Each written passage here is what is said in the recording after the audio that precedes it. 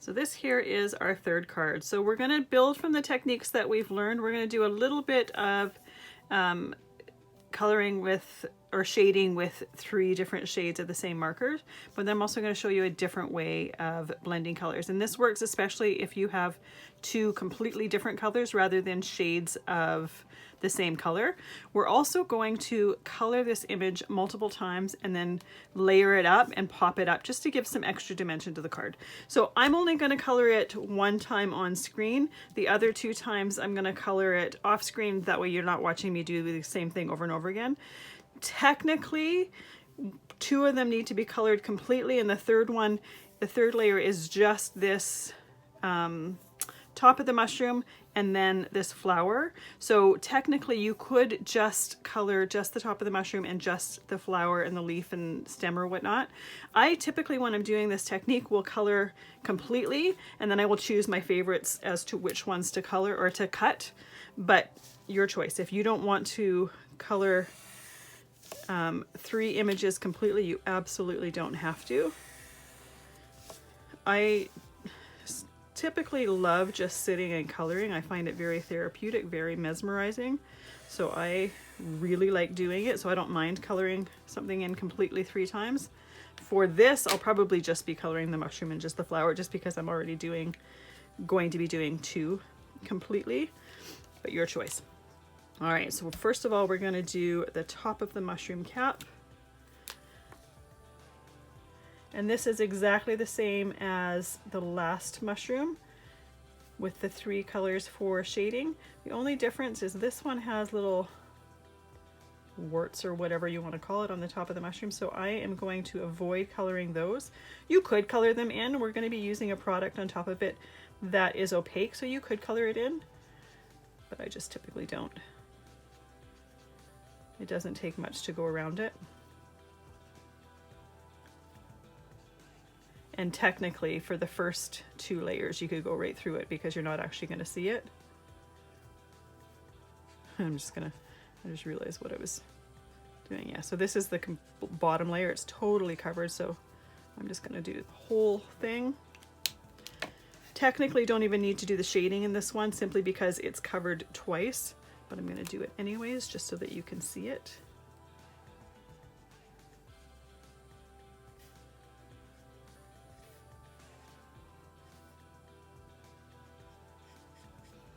I know some people, when they're doing things like this where they're layered, they don't even bother coloring the layers underneath. I always do, because it bothers me when you can see the line of the image underneath that is not colored, but it's entirely up to you. In my opinion, it's very good practice for coloring, but if you really don't like it or don't want to be doing the same thing, you don't have to. It's one of those things that's completely a personal preference. And for this one, I'm just flicking the color up to blend it up a little bit. And technically I didn't need to do the medium and the light color on this ring around. I just did. And to blend it up, I'm just flicking it up same as I did the other layer.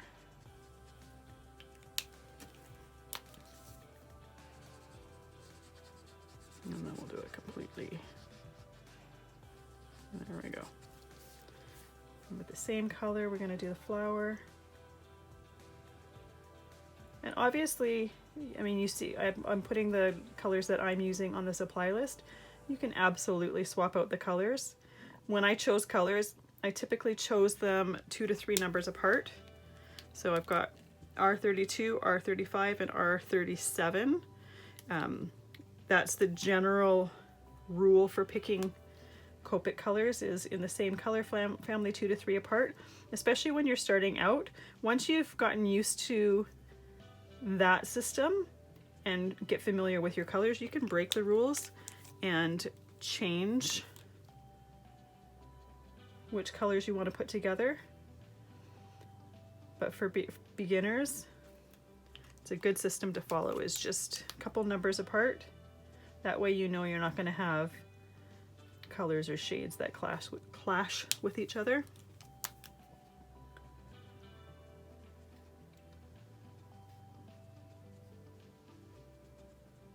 There we go, our flower is done.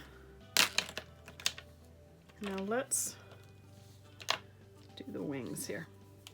So for the wings, we're doing two opposite colors. So I'm doing the pinky prawny color to the yellow. So to blend two opposite colors, you start with the top, flick down, and then I start with the bottom and then flick up, and those colors start to blend in the center.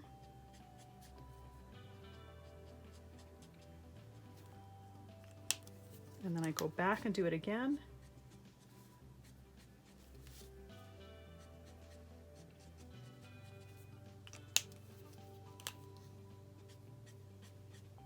And you can do this as many times as you want. I typically do 2 to 3, I find is good. But as those inks dry, they blend even more. I'm gonna do the same thing for the dress, but I'm gonna go from yellow at the top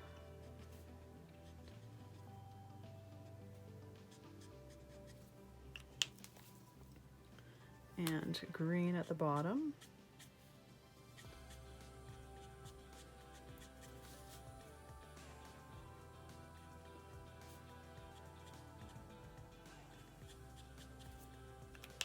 And then for this one, I am going to go, oh, I ended up grabbing the medium shade of the greens, but I'm gonna do a little bit of the darker yellow on the top. And then this isn't the one that I have. Actually, no, I'm not gonna do that on the bottom, just because I have the darker color as my stem. And I don't really want it, I want it to pull or to pop out. I don't want it to blend into the color of the dress. So I'm going to go back with the lighter yellow, flick it down. And try this with different colors because it's just fun, a fun way to blend colors together.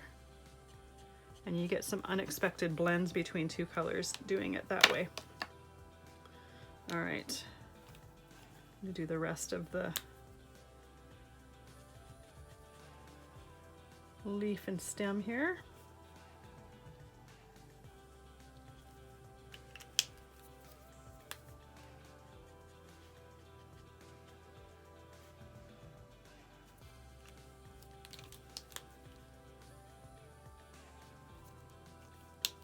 And I always love that you can go back in and go over it again if by chance you missed a detail.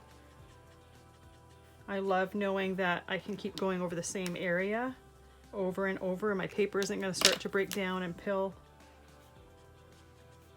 Alcohol markers are definitely my favorite for coloring for that reason. Now, having said that, there's other alcohol markers on the market. The only ones that I happen to own are Copics, but the other markers will work very similarly to this. I had Copics when some of the other ones came out, so I've tried them at trade shows and stuff like that, but I was happy with what I had. So I've kept with that, but you can absolutely do these same techniques with other brands of markers, of alcohol markers. Let me clarify that, because dye-based markers work a little bit different. Oh, I didn't want it. That was not supposed to be the mushroom, that was supposed to be her skin. That's okay.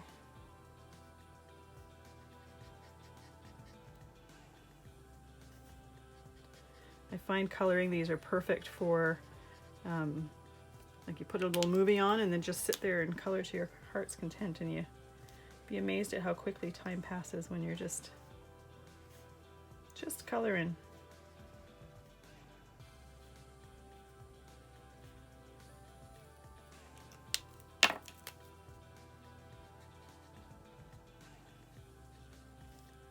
So when I'm doing this skin especially, I try to keep it very light because I don't want it to get too dark and saturated with color.